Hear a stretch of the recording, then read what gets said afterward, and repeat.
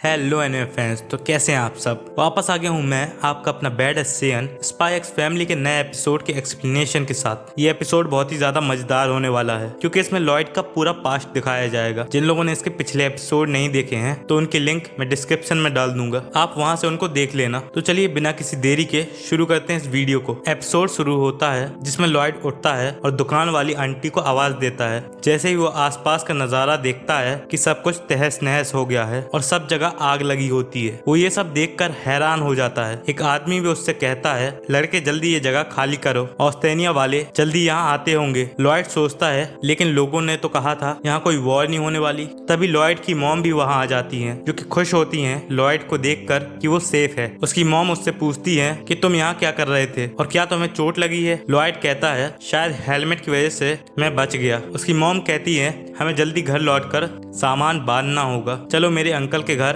किलबर्ग चलते हैं। लॉयड उन्हें रुकने के लिए कहता है और उनसे पूछता है कि स्कूल का क्या होगा और फेस्टिवल का। तभी उसकी मॉम उससे कहती है इन सब का टाइम नहीं है, अपने आसपास देखो, क्या तुम्हें समझ नहीं आ रहा कि क्या चल रहा है। लॉयड अपने आसपास में देखता है तो उसे सब जगह आग और टूटी फूटी बिल्डिंग दिखती है। जिसके बाद वो अपनी मॉम के साथ उनके अंकल के घर चला जाता है। सीन शिफ्ट होता है लॉयड के अंकल के घर, जहाँ टीवी पर न्यूज चल रही होती है जिसमें हमें बताते हैं कि वेस्टलेस आर्मी की कोशिशों के कारण उन्होंने लुवेन के ईस्टर्न हिस्से को वापस से कैप्चर कर लिया है। लॉयड एक जगह दुखी बैठा होकर ये सोचता है कि सभी बड़े लोग झूठे हैं, उन्होंने कहा था कि कोई वॉर नहीं होने वाली। यहाँ तक कि डैड ने भी यही कहा था जब वो वापस आएंगे तो वो मेरे साथ फेस्टिवल में चलेंगे, लेकिन वो कभी वापस ही नहीं आए। बट लॉयड को रियलाइज होता है कि असल में तो वो भी झूठा है क्योंकि उसने झूठ बोलकर अपने डैड से पैसे लिए और उन्हें वो पैसे वापस भी नहीं किए। वो कहता है जब वो वापस आएंगे तो मैं उन्हें सब कुछ सच बता दूंगा। जिसके बाद लॉयड बॉम्ब की आवाज से डर जाता है और अपनी मॉम के पास जाकर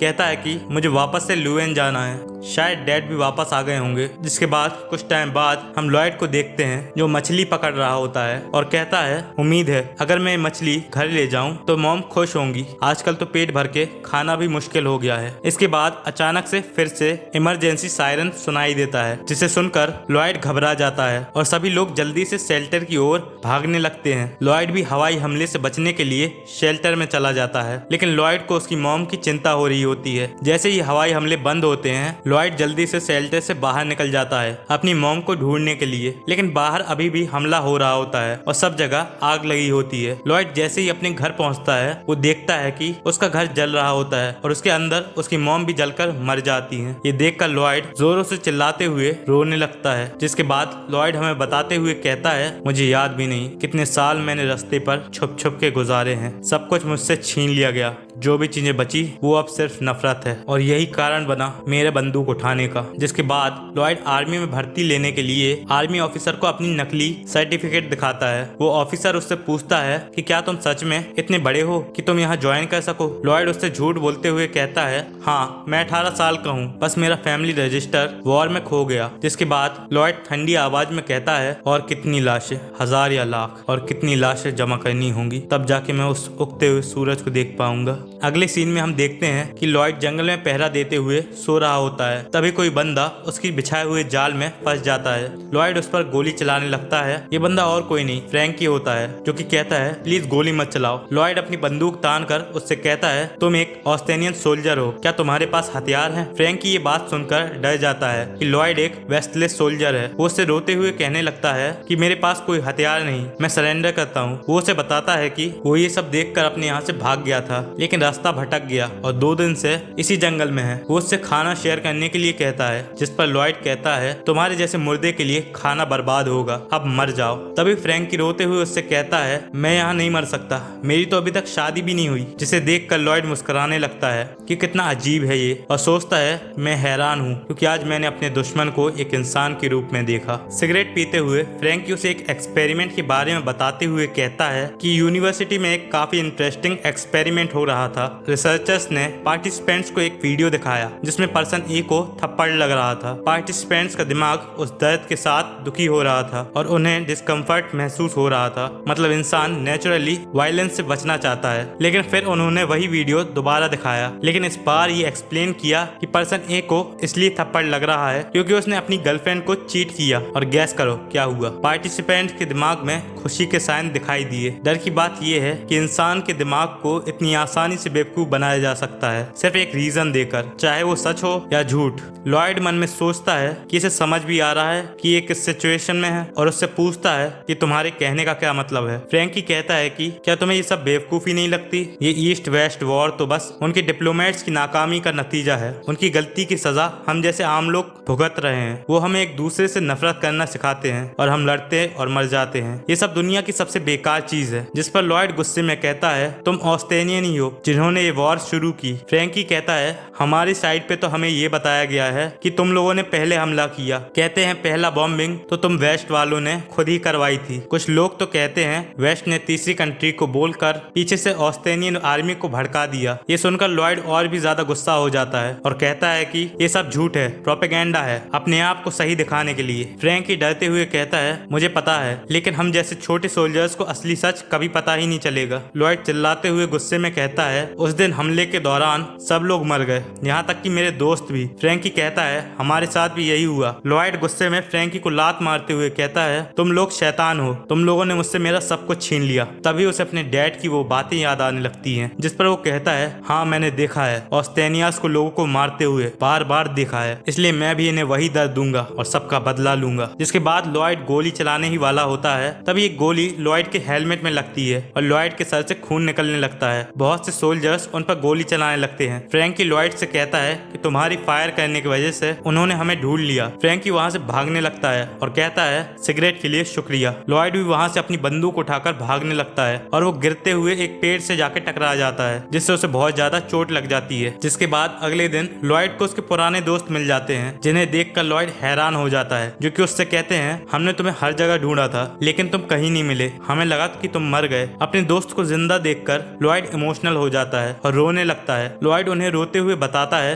कि सबसे पहले बॉम्ब उस वेयर हाउस पर गिरा था जिसे उसने ढूंढा था, इसलिए उसे लगा कि वो लोग उसकी गलती से मरे और इस बात से वो खुद से बहुत ज्यादा नाराज था। उसके दोस्त उससे कहते हैं कि जब उस दिन वो फेस्टिवल में हेल्प करने के लिए वहां से चला गया तो उसके दोस्त भी उसके पीछे पीछे आए थे और उसके बाद ही वो सब हमले हुए थे। वो बताते हैं कि उनकी क्लास के भी कई बच्चे मारे गए। लॉयड उन्हें बताता है कि अब वो एक सार्जेंट है। ये बात सुनकर सभी लोग चौंक जाते हैं। वो कहता है कि ये बस ऐसे ही हो गया, उसके सीनियर्स एक एक करके मरते गए इसलिए वो सार्जेंट बन गया। लॉयड उनसे पूछता है कि क्या तुम सब इस वीकेंड को फ्री हो, हम सब पुराने दिनों की तरह घूमते हैं। उसके दोस्त कहते हैं हमारी यूनिट आज रात को ही रॉबर्ट्स कैंपेन के लिए निकल रही है, जिस पर लॉयड कहता है कि आने के बाद मुझसे जरूर मिलना, भूलना मत। इसके बाद वो लोग वहां से चले जाते हैं। लॉयड हमें बताते हुए कहता है कि मुझे बाद में पता चला उन्हें एक ऐसे जल्दबाजी भरे मिशन पर भेजा गया था जहां से वापस सिर्फ उनके 3 चैंस आए। अगर मुझे पहले पता होता तो क्या मैं उन्हें रोक सकता था? शायद नहीं। मेरे पास ऐसी ताकत ही नहीं है। मैं खुद कुछ भी नहीं जानता था, ना ही असली वजह।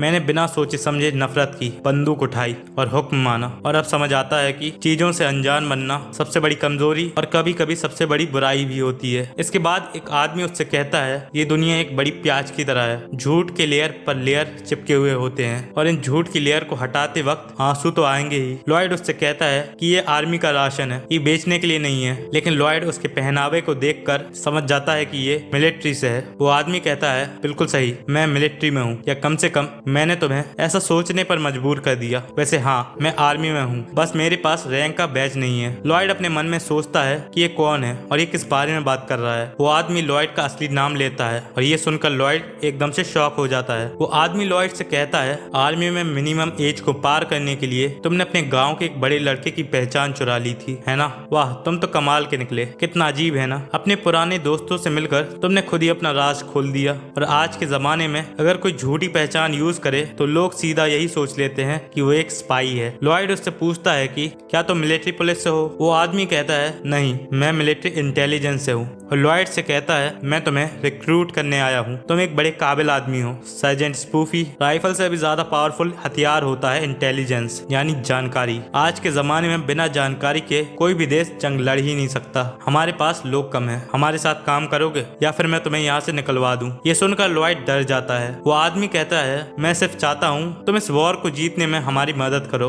वो आदमी लॉयड से ट्यूसडे को दोपहर में सिंपल कपड़ों में साउथ स्टेशन आने के लिए कहता है। लॉयड उदास बैठे बैठे सोचता है कि चाहे मैं कोई नया हथियार हासिल भी कर लूं, वो लोग वापस कभी नहीं आएंगे, ना ही मैं कभी उन दिनों में लौट सकता हूँ। तभी लॉयड वहाँ आ जाता है और उससे कहता है, तुम तो सच में पावरफुल हो, यहाँ तक कि मेरे ट्रांसफर के बारे में मेरे कमांडिंग ऑफिसर ने भी कुछ नहीं कहा। आदमी बोलता है, तुम्हें मुझ पर यकीन नहीं था? वैसे अच्छी बात है, हमारे काम में सब पर शक करना जरूरी है। जिसके बाद वो लॉयड से उसका ब्रीफ केस मांगता है और उस ब्रीफ केस को जला देता है और उससे कहता है, आज से तुम्हारी पूरी पहचान मिटाकर तुम एक साया की तरह इस देश के लिए काम करोगे। लॉयड कहता है, मुझे कोई फर्क नहीं पड़ता, वैसे भी मेरा नाम किसी को याद नहीं है और मुझे इस बात से भी कोई फर्क नहीं पड़ता कि मुझे क्या करना पड़ेगा इस देश के लिए या इस वॉर को जिताने के लिए। वो आदमी पूछता है, तो तुम ये सब किस लिए कर रहे हो? लॉयड कहता है, किसी खास वजह के लिए नहीं। इसके बाद वो आदमी उसे अपने पीछे आने के लिए कहता है और सीन शिफ्ट होता है जहाँ हम सिल्विया को देखते हैं, जो कि लॉयड से कहती है, मैं तुम्हारी नई बॉस हूँ और मुझसे कहा गया है तुम्हें हार्ड ट्रेनिंग देने के लिए जिससे तुम एक एजेंट बन सको। ट्रेनिंग का नाम सुनते ही लॉयड को चक्कर आने लगते हैं। उसके बाद फिर से प्रेजेंट में आते हैं जिसमें लॉयड डर के मारे अचानक से उठ जाता है।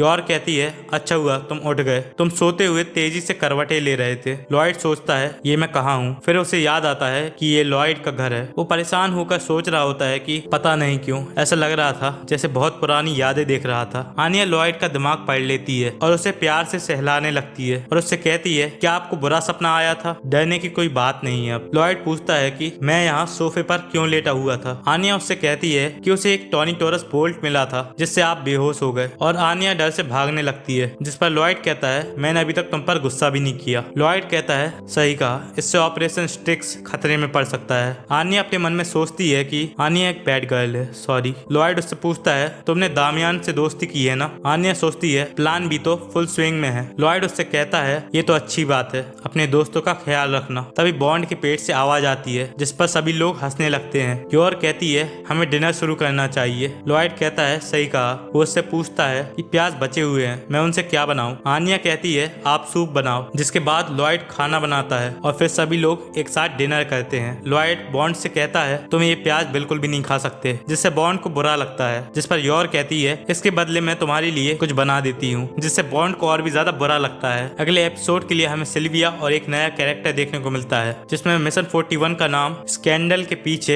एक इंपेरियल स्कॉलर बनने का छुपा हुआ रास्ता। और इसी के साथ ये एपिसोड यहाँ एंड हो जाता है। तो दोस्तों, ये था स्पाई एक्स फैमिली के सीजन 3 के एपिसोड 3 का हिंदी एक्सप्लेनेशन। मुझे ये एपिसोड बहुत इमोशनल और मजेदार लगा। आप लोगों को ये एपिसोड कैसा लगा कमेंट में बताओ। और अगर वीडियो पसंद आई हो तो वीडियो को लाइक करना और ऐसे ही एक्सप्लेनेशन देखने के लिए चैनल को सब्सक्राइब करो और बेल आइकन दबाओ। तब तक के लिए तुम लोगों से मिलता हूँ अगली वीडियो में।